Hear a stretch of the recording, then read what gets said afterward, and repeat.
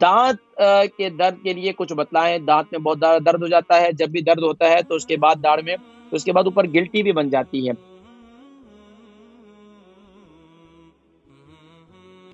السلام علیکم ورحمۃ اللہ وبرکاتہ. وعلیکم السلام میرے بھائی، کیسے ہیں آپ؟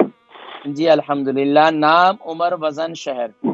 نام میرے بھائی محمد ریاض، عمر 58 اور وزن 75 kg.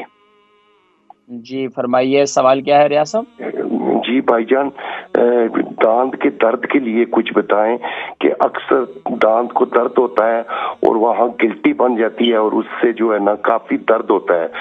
2-4 ہفتے بعد وہ ٹھیک ہوتا ہے تو دوسرا اسی طرح ہو جاتا ہے.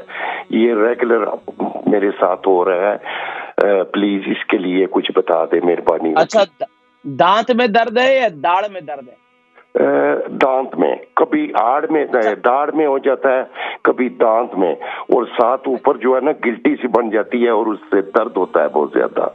گلٹی جو ہے وہ مسوڑے میں بنتی ہے ہوگی نا، مسوڑے پہ یا اوپر تالو پہ؟ مسوڑے پہ. ٹھیک ہے. اس کے علاوہ مسوڑوں سے خون آتا ہے آپ کے؟ تھوڑا بہت سم ٹائم میرے بھائی. ٹھیک ہے انشاءاللہ. ریاض صاحب کہاں سے کال کر رہے تھے؟ برمنگھم سے میرے بھائی.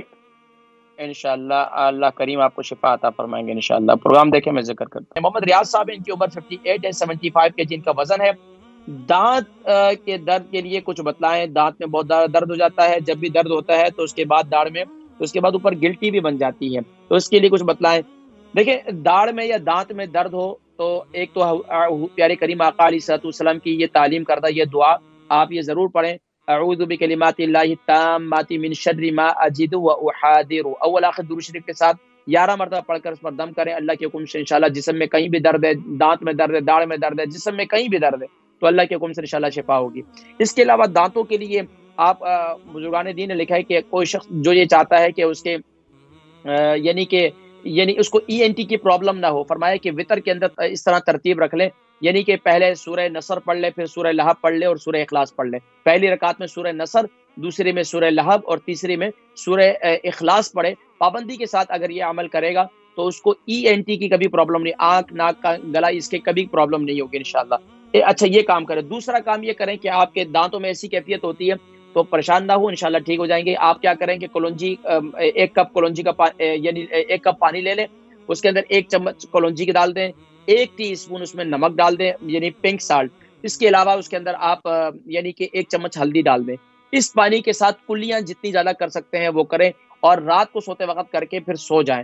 اور اس کے علاوہ کوشش یہ کریں کہ یہ جو آپ کے اوپر گلٹی وغیرہ گلٹی ہوئی ہے، اس کے علاوہ اس میں کیا کریں کہ آپ سرسوں کا تیل لیں. سرسوں کے تیل میں جن کے بھی مسوڑوں سے خون آتا ہے، سب کے لیے میں آپ کو بتا رہا ہوں، بڑا بہترین نسخہ ہے.